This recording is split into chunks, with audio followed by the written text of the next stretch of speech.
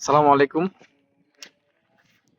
অনেক বৃষ্টি, ঠিকমতো মুখটাও দেখা যাচ্ছে না, এমনভাবে রেইনকোট বানছি আর কি। যাই হোক, আজকে সারাদিন বলতে গতকাল থেকে বৃষ্টি, প্রচন্ড রকম বৃষ্টি। দেশের পরিস্থিতি আসলে খুবই একটা ভালো না। তারপরেও আসলে একটু কাজ ছিল, ভাবলাম যে বৃষ্টির মধ্যে একটু ঘুরে আসি। কাজের ফাঁকে একটু ঘোরাঘুরি করতেছি আর কি। চলে আসলাম আসাম বস্তি ব্রিজ। জোস একটা ওয়েদার। ও পিছনে ক্যামেরা দিয়ে দেখাই। ও, জেলেরা আসলে মাছ ধরতেছে অনেক। এই সময়টাতে অনেক ছোট মাছ পাওয়া যায়, দেশি মাছ, যেগুলো অনেক মজার।